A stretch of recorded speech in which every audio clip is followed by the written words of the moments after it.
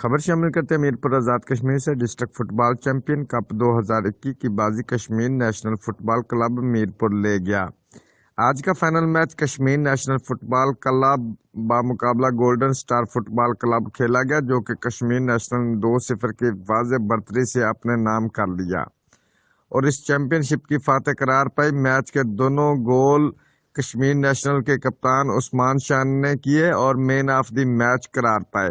Best player کا award بھی Kashmir national کے راجہ شعیب اور وسیق خالد نے اپنے نام کر لیا۔ میچ کے مہمان خصوصی وزیر برقیات چودھری ارشد حسین تھے۔